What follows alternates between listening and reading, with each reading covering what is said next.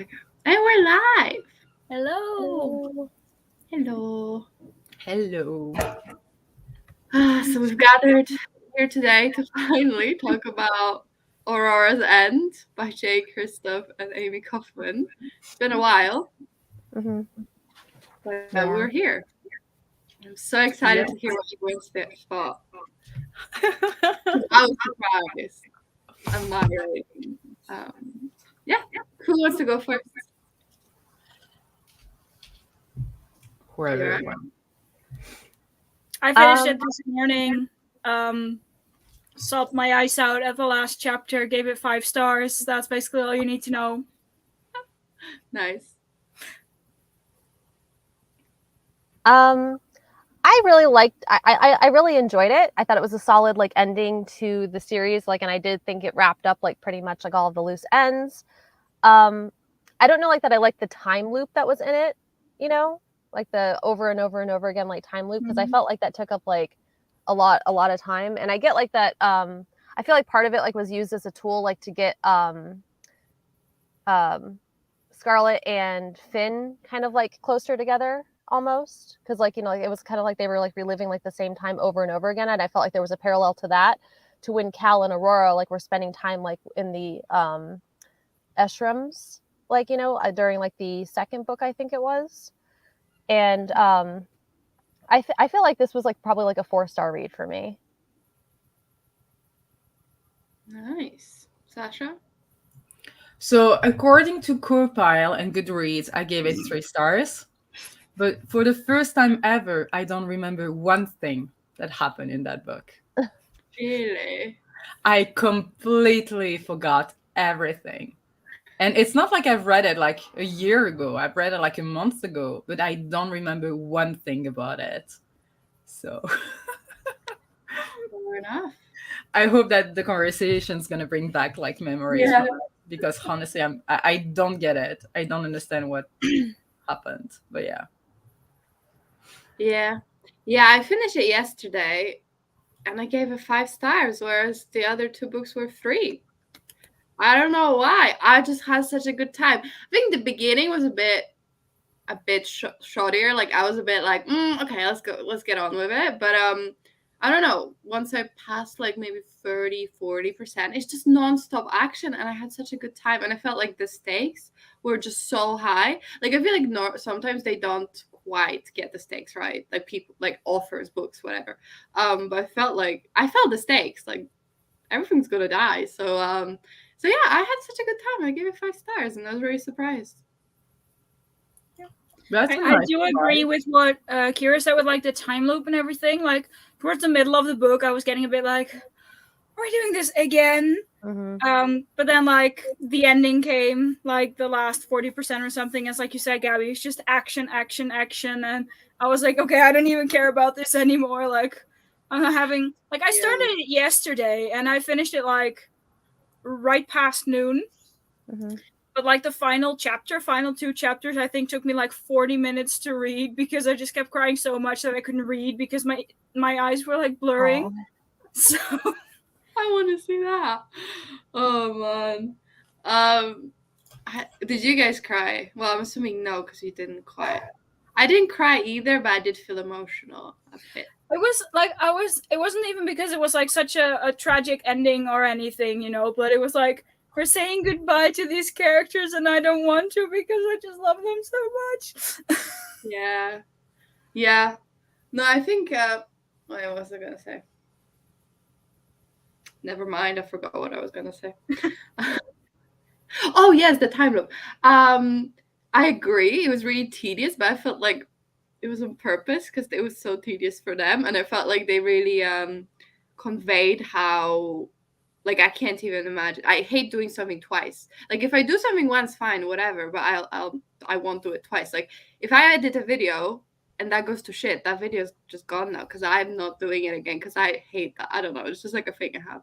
So I feel if I had to relive the day over, not even a day, just an hour and a half for it over and over, I can't even. So I was wow, this really made me feel that claustrophobia of doing it over and over and over.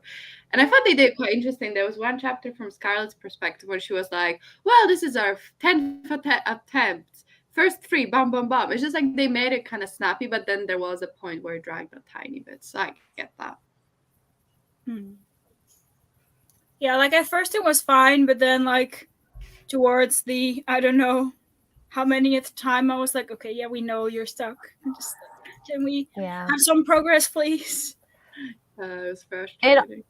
And it also felt like kind of like a tool like for Zyla, like to kind of like, you know, like form a relationship like with one of the founders of the Aurora Academy too. Because, you know, like they wanted to kind of, you know, like have a lot of time, you know, like together, like in like a very small period of time. And I feel like that's like I feel like that's been like kind of like a trend like for relationships like in this series. Like a lot of the things in relationships. All this stuff, so it's not insta love, but yeah. But it's still, but like I mean, I still kind of feel like, you know, it still feels a little insta lovey to me because like it's just so like such a short like period of time, you know. And I don't know. And I wonder, like, you know, it seems like they were remembering it, but like the other people that were not a part of like that and like internal time loop were only kind of like vaguely remembering it. So I kind of like wonder about like Zyla's like overall. Zyla's the girl, like I'm trying to remember her name. That's one of the founders. I was like wondering, like, you know, like how. Yes. Yeah. I was kind of like wondering like about like her overall like emotionality because like they really don't like dive in like to, you know, her emotional like state, like, you know, as far as like towards Zyla, because you don't like really get like a you know like a emotional introspective or emotional like approach like to that portion.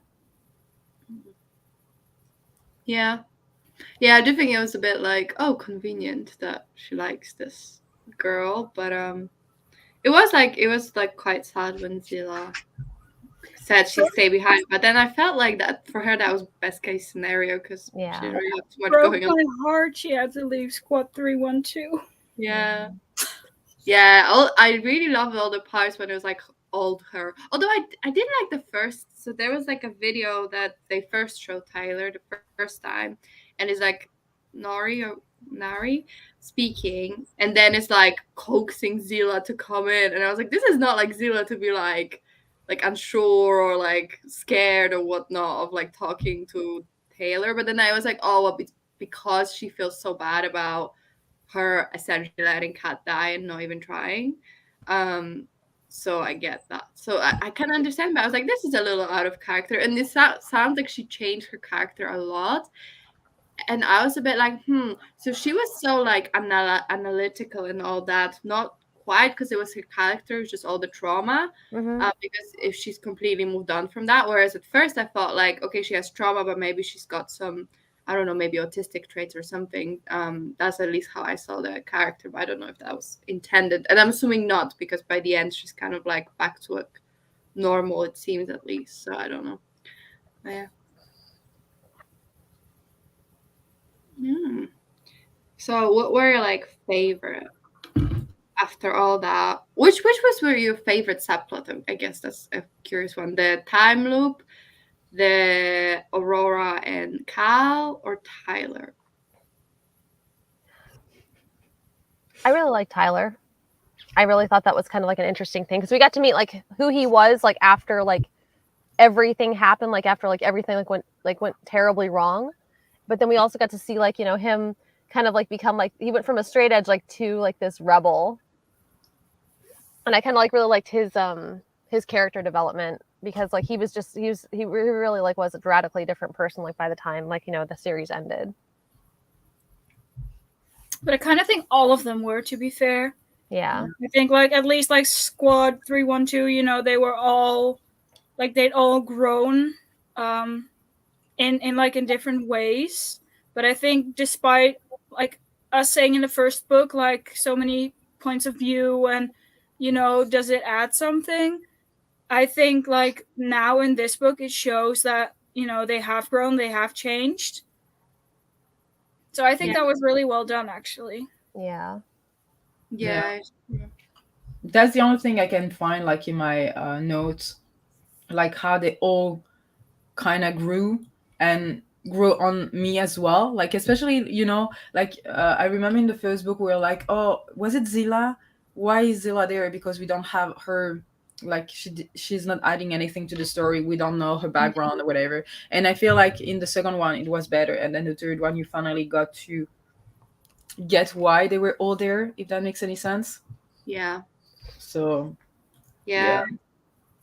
No, I 100% agree. I think, like, yeah, I was like so anti why we have so many perspectives in the first book, and now it kind of totally makes sense, because if you only introduce their perspectives now, that'd be weird. But then you needed all of their perspectives because you wanted to be in all these subplots, which I think worked really well together. I was like, where I was going with this. And I think Tyler was also my favorite one as well. And I was surprised because I always liked him, but I would, like, it's just him, but I feel like it was really interesting. And I do really love like the trope of sci-fi, like going into the future and having to change it and whatnot. So I did like that one. And I thought that one was interesting because I always love seeing like old version of characters and new characters, and like the daughter, of Tyler, and what's her face. So I really like that. But yeah, I was like weirdly the most interested in reading Tyler's POV, which I was surprised. So yeah, it was fun. Yeah, whenever I was like reading Ori or Cal's perspective, I just wanted to hit Saracen. I don't know how to pronounce it. Like Star Slayer guy in the face. Just like, can you just wake up, please, and do something for once? Yeah. I also feel like Cal's father, I don't think he like went through a full redemption arc, but I feel like there was like a little bit of redemption like there because it was slightly self-sacrificing. You're talking about? I'm sorry? You're talking about? Cal's dad. Cal's dad. Star Slayer. But like it didn't seem, so I don't think it was enough like to, like dismiss like everything that he's done, but I do think it was like enough to show his humanity. Or like, the undertones like that he did, have feelings. Yeah.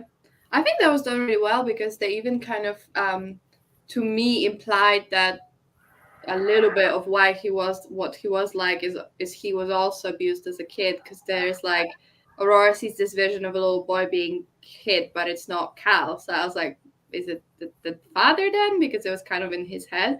So at least that's how I saw it. And like you said, it wasn't like a full redemption because he still killed, like she even said, like he's still killed so many people, like millions or billions or whatnot. But he did like kind of the most redeeming he could have done in terms of like, it's still like terrible thing and he's not a good person, but he did kind of redeem in a sense that he helped his family kind of thing. But I also liked how it was framed, like not in a way that it was actually a self-sacrifice, but just that he was too stubborn to actually, give in to the Raham. Yeah, it's true to his character. Yeah, exactly. Yeah. That's what I was going to ask, if it was like a real one or if it was like in his character as well. Honestly, I don't remember what you're talking about. So Star Slayer, Cal's dad, in the end he kind of like completely disintegrates because he pours all of his energy into that to the weapon to like kill the Raham and then move them in the past. And he kind of talks about like, well, he doesn't really say anything, but it's kind of implied that it's like for his family and because of love and whatnot. Okay. Yeah, but what do you think about the ending? Because if it was a little bit love conquers all. Yeah. I want to know why you cried, Famke. Just what I told you, that it's the fact that you're saying goodbye to all these characters.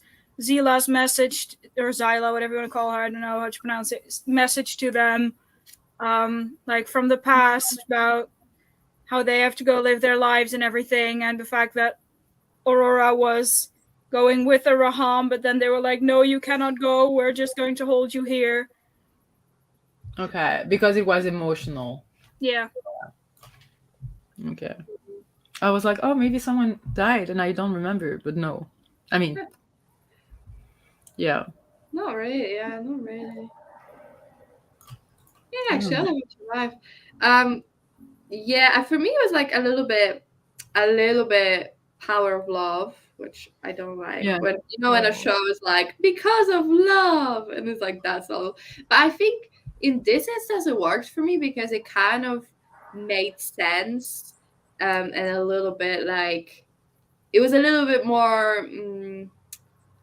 How do I say? A little bit more like tangible, like what she was doing, like she was showing because the Raham's already all about love and this community, but it's like the way they saw love was like flawed or whatnot. So it kind of made sense, and I liked it. I was a little bit like, okay, let's not say love, love, love, and power of love a little too many times, but it worked for me in the end. So yeah.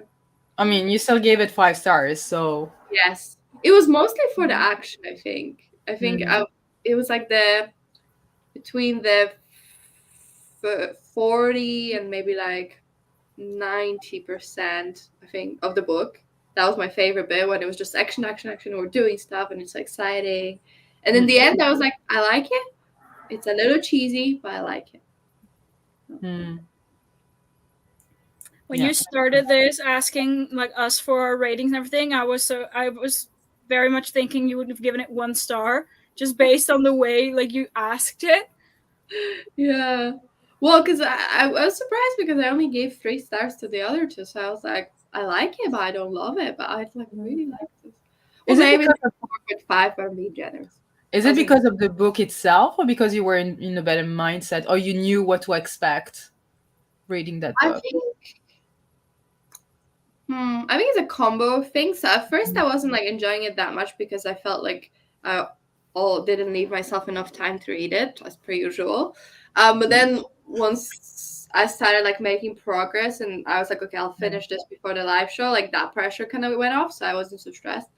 But I think the book itself, it was more like action and a lot of exciting things happening. And I think the free subplots really worked for me because none of them got boring because all of them kind of had something to do and it was exciting and we'd switch around. And I think the biggest thing was like the stakes, because I felt like it was really big stakes and like you actually feel like, yeah, this is world ending. Either they succeed and they survive or they don't. Where I don't know if all books I feel like that. So I think that's what it was. Like I just felt like big stakes, fast action, I had fun kind of thing.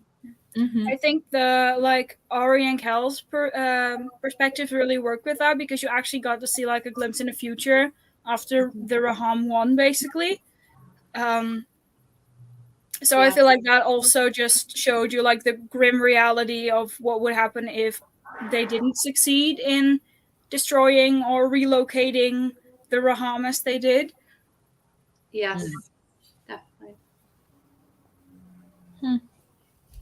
Also, I really liked how the pen saved Finn's life in the end.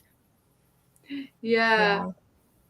For a second, I was like, did she just leave him the pen because she didn't want him to feel left out? So she left him something and he'll never know what it was for, which I thought would be funny, but I was like, did she leave him the pen because he had to write the note, like tell her the truth? Oh. Yeah. I don't know. But yeah, I was like, I liked how it was in the end. I thought it was quite good. Yeah. Yeah.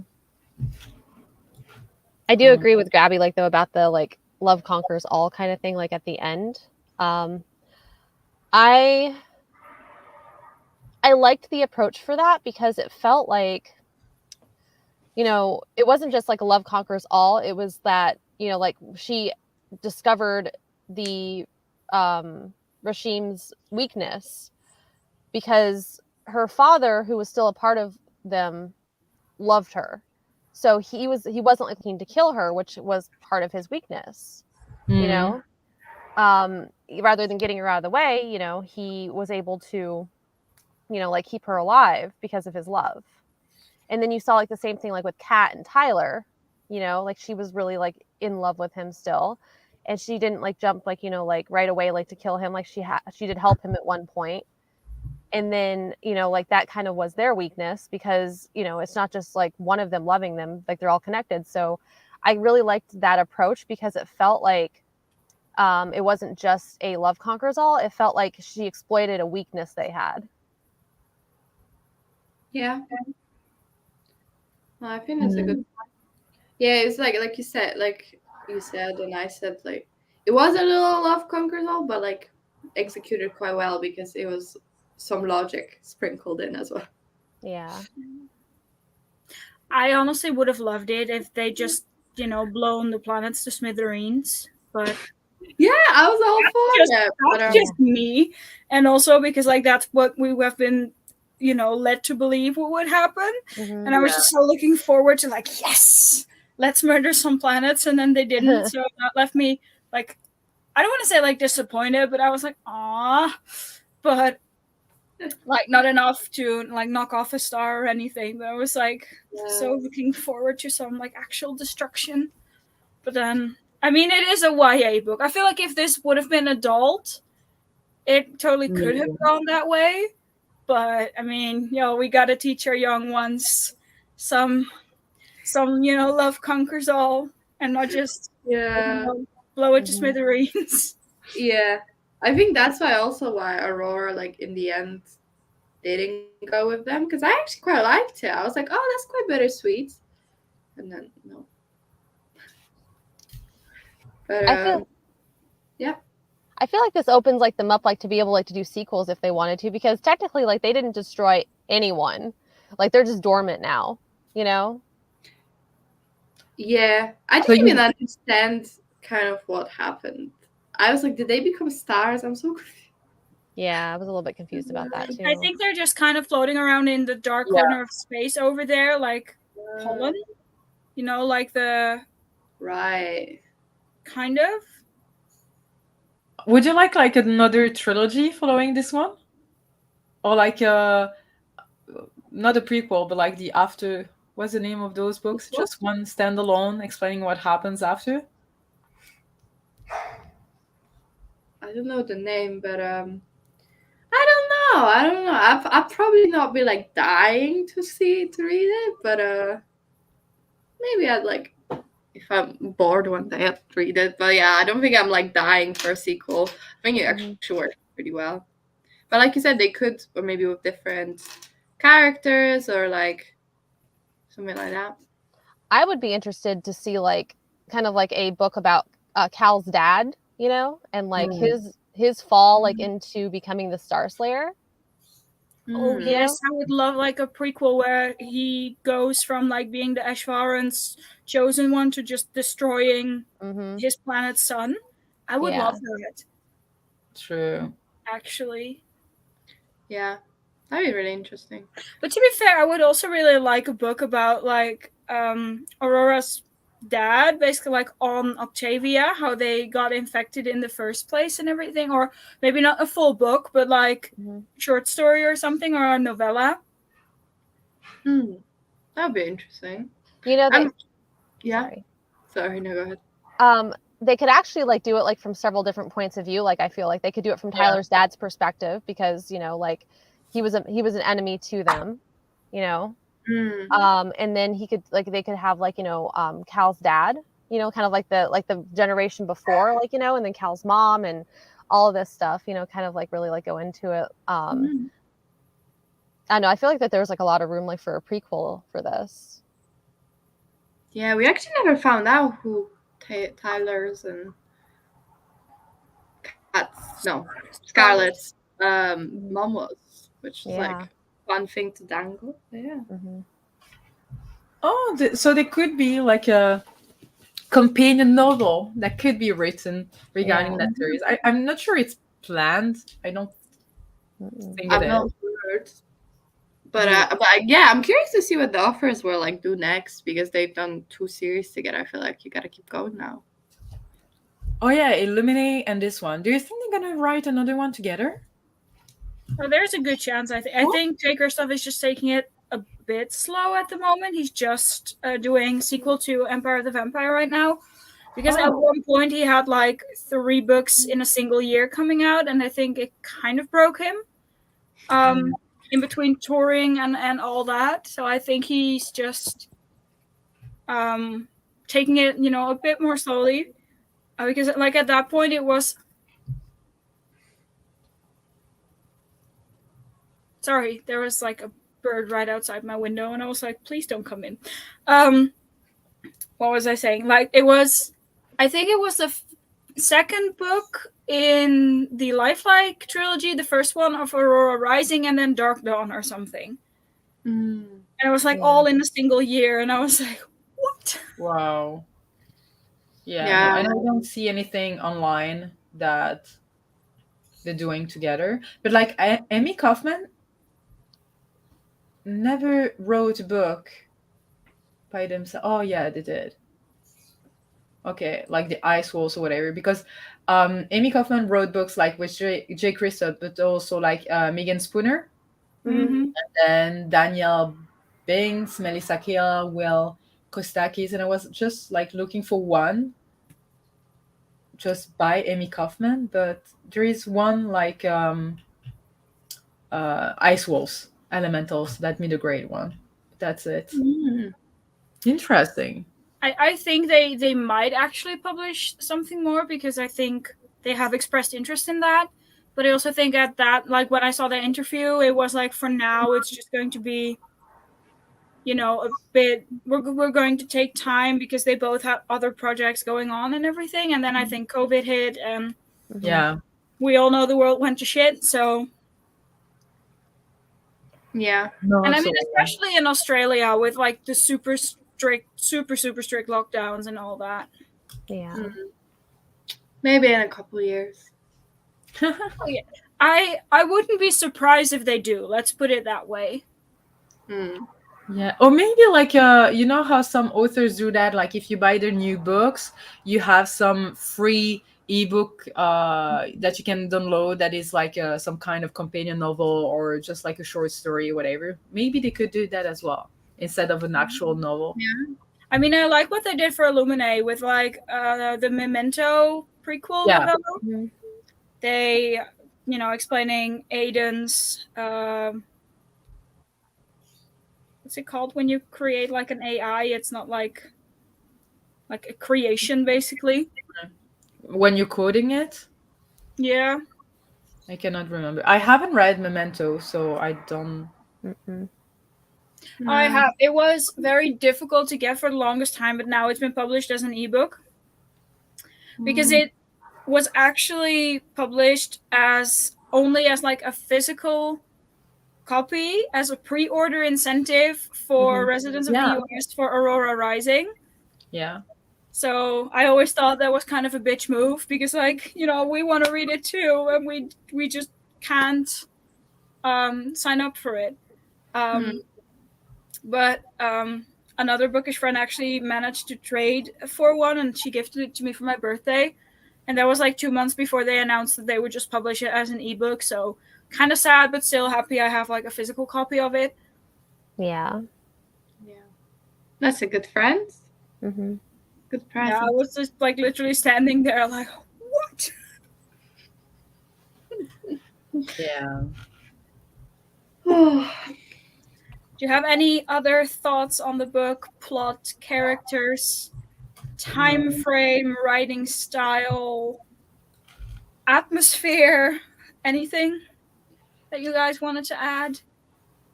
No, I'm looking at my notes because luckily I took some, but really like almost nothing. I just wrote as well, like, I love Cal. Yeah. Even if sometimes annoying, I love him. I actually think he was my least favorite character out of the bunch Really? in this particular book. Like, I'm not saying I didn't like him, but just looking at everyone else, I felt he was like one of the more passive characters in that sense. Like, he didn't really have an active role to play, I feel like. Zero had to stay behind in order to set all that up, and Scarlett and Finian, they were there with the time loop and everything, and Tyler had to get to Aurora Academy to do that, and then Aurora had to harness her power and fight with the Star Slayer to get there. And I feel Cal was just kind of like a bystander, I guess. Yeah, I felt like most of the time he was just holding Aurora's hand. That was his job. Yeah, exactly. Just But felt it's like I still didn't hate him, but just like looking at this entire book and what all the characters did, I just felt like he was kind of like the least important one. Yeah. He was just like the pretty sidekick almost. Mhm. And I mean, it's fine. We also need our pretty sidekicks, obviously, but Fair. I will allow it. I actually really like Tyler and Sadie. I think it's Sadie. Yes. I would say Sadie, but Sadie. Cal's sister. I liked. yeah. Mhm. That was some good chemistry. That was. Like, Yeah. I'm sold. I was like, at first, it's like, what are you doing? And I was like, but it works. So I'm okay with this. Mhm. Yeah. I was actually so happy that, Goody Two Shoes Tyler actually ended up with like her, Mhm. who's baddie Two Shoes, kind of. No. She's such a badass. Like, when she came back with that fleet at the end, and they just casually talk about her necklace of ears. Like, clearly she had to kill some people to get this seat and all that. I was like, and Tyler's like, "Oh, you're back! Oh my gosh!" I'm like, So happy you're here. yeah, it was like you said, he's such a goody two shoes, and then he's like, "Oh, I don't care, just kill anyone he needs, it's fine." Yeah. And I love Like it. it's so like incongruous, I guess, but it just, I don't know, it still felt right or something. Like I can't really explain it. It was like, it works. It's okay, it works. Agreed. Yeah. I can say like though that Tyler went from being like at the beginning of the first book. I remember I was not a huge fan of Tyler. Like he just seemed really arrogant to me, and I didn't like how he had dimples and he knew it, kind of attitude. But like I like as the book progressed, like and he became like more of a rebel. I liked Rebel Tyler better, like than straight laced like by the book Tyler. Even Rebel Tyler still knows he has the dimples, Oh yeah. Like Yeah. in that sense, he hasn't changed. But I mean, I get what you're saying, but I feel like on the one hand, he's still the same Tyler. Mm-hmm. But on the other hand, it's like, no, he's accepted that sometimes he's going to have to do some things that are not maybe 100% according to the law, but it's okay. Yeah. Yeah. Yeah, surprising Tyler coming as my probably favorite character. So. Was there one character that you hated? Or really didn't care about? Like not hated, but you didn't care about Aurora that much. Oh, really? Like, yeah, I was like, go off with Raham. I don't really care either way. Like she was fine, and I like that she came into her own, but I didn't have like super strong feelings of liking her. Okay. That's what about you?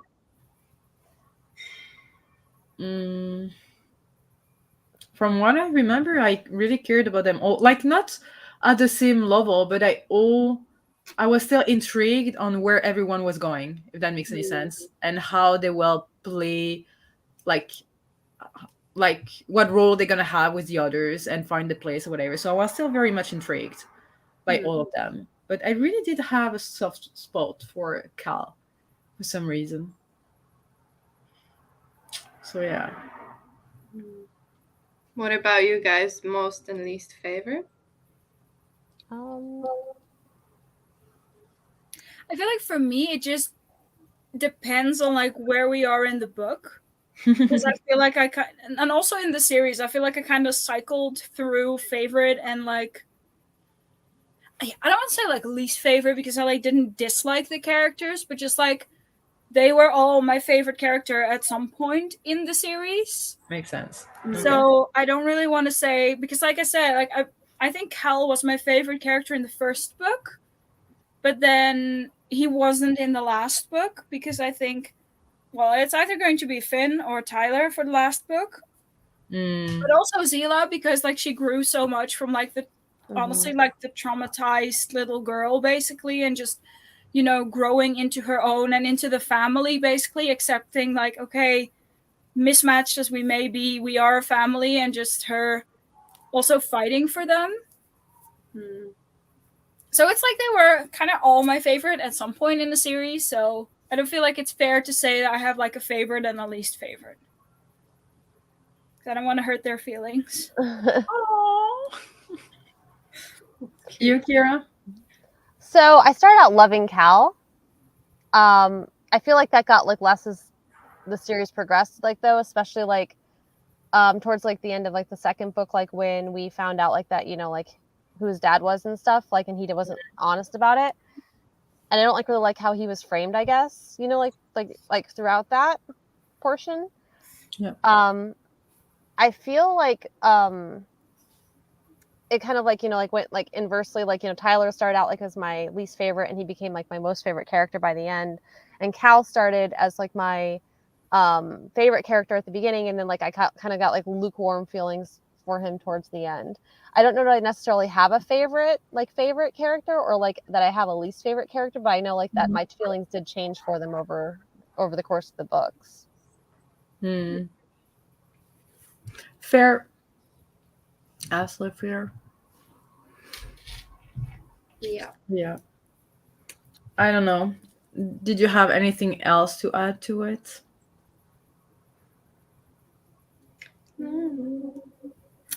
Not really about the book, but I do want to say that I'm just glad we did this series in between, because I do feel like it was just a fun, kind of lighthearted, just saving the galaxy and all, but kind of like a fun, lighthearted read in between like all the heavier stuff that we've been reading. Because I also feel like Foundry side will be more on the heavy side as well, because I think it's adult, right? I think so. So I think that automatically like pulls it back towards the heavier topics, and that's like, there's nothing wrong with that, but I feel like it was good for us to just read this in between, just to, I don't know, cleanse our palate, I guess. Yeah, and it was nice to like read something like YA, because it's obviously easier to read because of the world building and writing style and whatnot. It's just his. So I agree. I feel like there's more to talk about with adult series, like some of the time, because obviously they'll go a little bit harder for like themes or whatnot. But otherwise, I also like that we were all liking this series, like. I mean, because also, even though Sasha doesn't really remember, I don't think you disliked the book. Oh no. Like I give it like 3 stars. So like the second one was a 3 stars for me as well. So I feel like I enjoyed it, but overall maybe like a bit too, I don't know, YA repetitive, if that makes any sense for me. And especially like I feel like sometimes I'm harsher with like series, especially YA series, when I read them in a row, like one after the other, because I feel like I don't have a break from that world and I don't have a break from those characters. So I feel like a bit tired of them, if that makes any sense. And I feel like it's going to be more often in YA because it's a bit more repetitive. Hello, Dex. We have a visitor who's leaving again. Goodbye. no. Like a bit more repetitive, but also lighter. It's easier, it's fluffier in some way than adults. So yeah. But I'm looking forward to Foundryside, because I have so many people adding Foundryside to their list and to their best books of 2022 so far, whatever, through like the mid-year freak out tag or whatever. And I'm so excited. And you also checked, it has like a 4.20 rating over 30,000 ratings or something. It's so high. So high. I'm just honestly trying not to get too hyped, because I feel like I'll be the only person who doesn't like the book. Or feel like I'm scared that I'll be the only person to hate the book. Thanks. Yeah, you don't want to have too high of an expectation, but I'm excited. I'm really excited. Same. I bought the book like 2 years ago, so it's time for me to read it. Yeah, I keep debating if I want to buy the American cover somewhere. Well, so basically, if I'm home, I use the international Amazon, so good. And I'm like, do I want it? I'm trying. Like, I'm not buying too many physical books, but it's so pretty. It's a pretty book. But you know, like if you cannot find the book you're looking for on your Amazon, I go on Goodreads and copy the ISBN code and then type it and then I find it.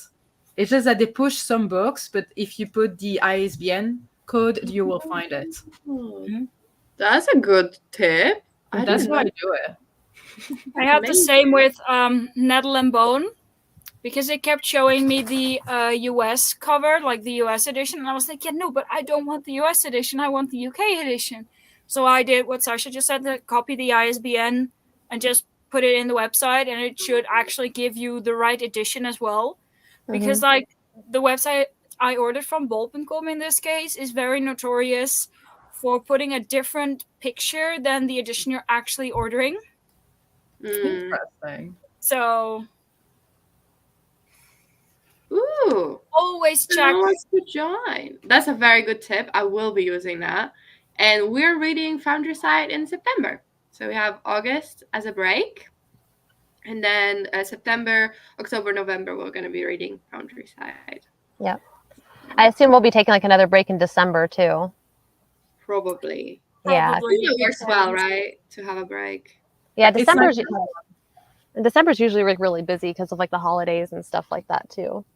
Yeah, like we might do like a standalone, like a short standalone or something. We haven't really talked about it, I guess, but I don't think we're starting a new series in December at least. Yeah.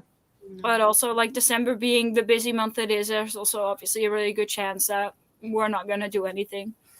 Yeah. I think last year we didn't do anything in December. No. Break. No. Yeah. I think the break works well because it kind of works out in like August for me. It's so busy, like there's no way. Yeah. It's just like I couldn't do live shows because I'm like on a boat. But then in December as well. So and like it's nice to start in January. You're like fresh and beautiful when you see. Yeah, But, so like I might not be there in September as well because I'll be in Costa Rica, and I honestly don't expect to have great Wi-Fi, like good enough to stream. But we'll see. We can see what happens. But the live show won't be in September. We're reading it in September, and the live show is probably going to be like beginning of October or something. Yeah, okay, no, but like reading sprints and everything, because I'll be there the 10th of September until the 30th.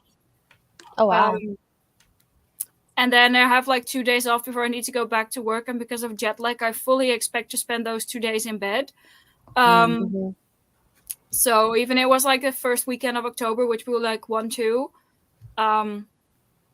we'll have to see. And then the weekend after that is both my birthday and the mineral fair that we talked about in the train, Sasha. So, but it's fine. It's fine. We'll see. We'll figure it out. Yeah, we'll see how it goes. But yeah, expect live shows. One mid-September, one early October, like September kind of thing. But we'll see. We're very laissez-faire with our timekeeping. It's like whatever, just talk about it. But we'll definitely start reading in September. So join us, please. I'm sure we'll have some kind of video announcements coming, and we have the Twitter and all that. But I'm so excited. Now I'm gonna buy so many US covers, guys. You don't know what you did. It's gonna be great. I was like, House of Hunger is like this book that's coming out in September, and I love the American covers, and I'm like, that sounds familiar. I'm trying to figure out like why that one sounds familiar. Yeah. It's by the author of Year of the Witching, but it's a standalone. Oh yeah. Okay. Yep. But it's not the book too. It's just like a different. I don't know if it's a series or a standalone, but it's a different thing. It's the same world though, isn't it? I don't think so. From the synopsis, it doesn't feel like it would be. I thought it was. But... Yeah. They have this whole blood maid thing. It's like a different magic system. Maybe. I'm not. No, me neither. But I do. Well, Year of the Witching is really a cult book, so they're so like insulated that you could say like, oh, in this different part of the world, there's this. So it could be. Maybe, but I do think she was going to write a sequel for Year of the Witching. She was, but then she said like it's a bit much to write a pandemic book during pandemic, so she couldn't finish it. So then she decided to that, but the cover looks cool. I mean, completely fair. Yes, very excited for the book.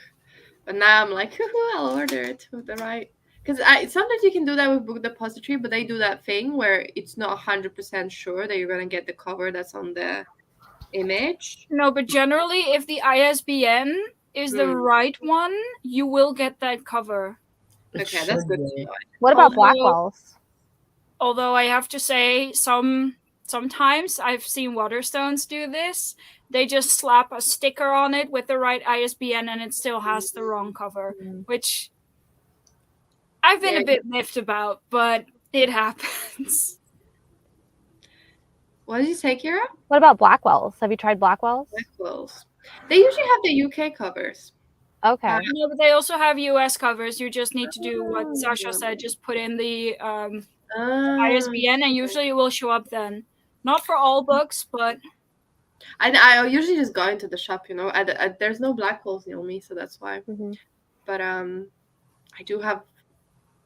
do usually buy books through Amazon. Although now I have like £50 worth of Waterstones vouchers, so that's nice. Okay.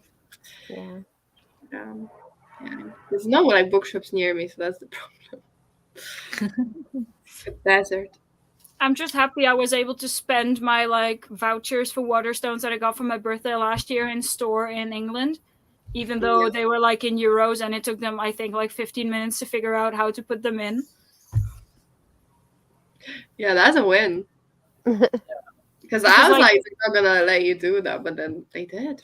No, I mean, I just asked, like, you know, here's the thing. I have these vouchers and they're in euros, but according to the website, they should be able to be handed in all stores. But it's like, is that actually a thing or not? Because, I mean, if not, that's fine. But then, like, the one bookseller was helping me and she didn't know, so she called another bookseller to help, and that one also didn't know, so that one called, like, the floor manager, and she also didn't know, and the floor manager called, the actual manager to see how it works, and I was like, I feel like such a terrible customer right now. I admire their tenacity. Yeah, they could have just said no, because they don't. Because I was like, you know, it's fine if it doesn't work. I just figured I'd ask. You know, I mean, I have them, so. Yeah. 100%. Because I know, like, the floor manager, she was like, no, I know this is supposed to work, but I just can't figure out how it works again. Yeah, because then the €10 became £10, or they became like £8 something. It was £8.80, I think, or something. It was just done through the exchange rate. So that's what they couldn't figure out, because normally if it's like the £10 one, they can just scan that and it just takes the £10 off. But because this was with exchange rates and everything, they just had to go through a slightly different route. Yeah. So, but I felt like such a terrible customer, and I was like, I'm so sorry. This was not my intention. That's okay. But they were like, no, it's fine. At least we'll know for the next customer. And I was like, yeah, but when's that one going to be here? Like, in 5 years? That's such a British way of approaching it. To be fair, it might just be me next year if my cousin gets me the vouchers again for my birthday this year. There you go. You can tell your cousin that actually worked, so she knows to do it. Yeah, I mean, she got them at the store in Amsterdam, but I just haven't had an opportunity to go to Amsterdam. So, but it was a bit of a hassle, and I felt terrible, honestly. Well, you've got your books, so that's it. Are you gonna be recording a wrap haul? You said there might be your comeback. Oh yeah, I was planning to film that like yesterday, and then it didn't happen because there was like construction work going on, and I was like, yeah, I'm not going to film now. And then I was going to do it today, and then I was reading Aurora's End, and then I was having sprints with Sasha, and I was like, nah. So it'll happen at some point, but. Well, I look forward to it. How did you end up like transporting it? Did you have a bag? Or? I have like an extra like small bag that I actually fit most of the books in, and I had space left in my suitcase. So like everything was in those two things except for like the one book I purchased on Sunday at or two books actually, because Sasha also got me one. So I just put that one in the front what do you call that? Like space in my backpack. And the other one was just like in the main space, like all the way at the bottom. Nice. I I'm didn't impressed. just sit on my suitcase to get it to close, but Yeah. it was fine. Classic. I mean, just between you and me, I managed to fit 32 books in there, so 32. That's awesome. yeah, I have no self-control, but we all know that. So yeah. I don't blame you though. It's so exciting, like in a new country, to like see all the new covers. to be fair, like most of what I bought at Waterstones was actually middle grade. Because like the young adult section was so crazy busy because of Yelk and the AC was broken, so it was very warm as well. And I was like, I'm not going to stand there waiting until I get my turn to look at the shelves. So I just went to the middle grade section and there was no one around, and I was like, oh, I can browse in peace now. Nice. Nice. Yeah, I need to go because I want to get Juniper and Ford. Yeah.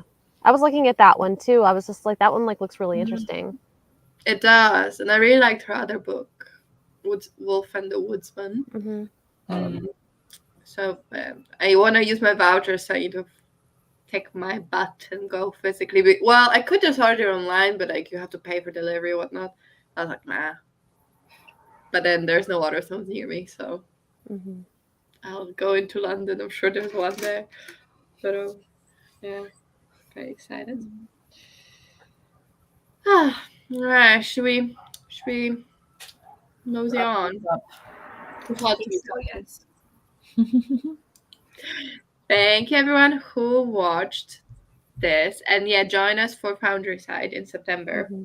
It's gonna be so much fun, and I have so many plans of like actually scheduling things. Bombs about it. September, new year, new me, new school year, new me.